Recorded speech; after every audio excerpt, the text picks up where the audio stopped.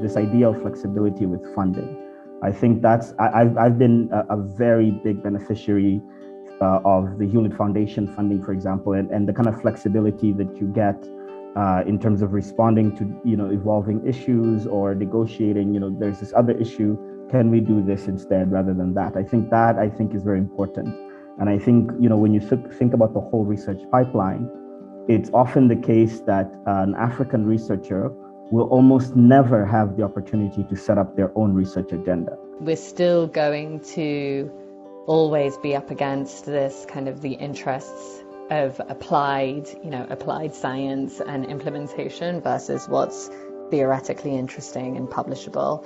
And so that kind of tension in those interests remains. So I think my hope is that we've got enough kind of young new academics who are motivated by applied kind of policy work, that they will help shift to that. The next evolution, I guess, came with the big shift to online learning, which was this MicroMasters that we created now turned into a master's. So that has led to us reaching, I think we had trained about 2,000 to 3,000 people when the MicroMasters was launched, and now the MicroMasters has helped us reach literally 10,000 more people in 1/5 the number of years. And I think that is the way for the future, also for Southern researcher capacity building. One thing to think about, I think, that could be supported from the academic side is this secondment idea, or creating a career pathway for junior researchers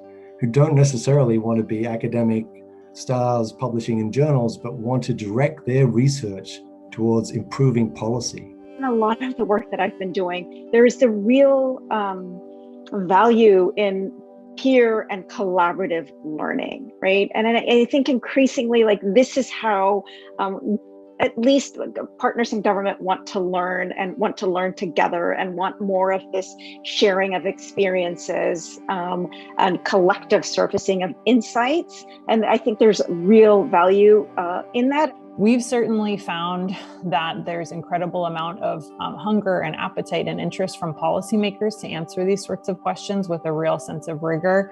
There's been untapped potential to work with policymakers to answer questions about how can we improve programs? How can we address challenges that are associated with programs? How can we strengthen them? How can we increase their effectiveness and reach? When I was at Beta, one of the best things I think we did was we ran training courses in evaluation, mainly focused on randomized controlled trials, but also quasi-experimental data analysis.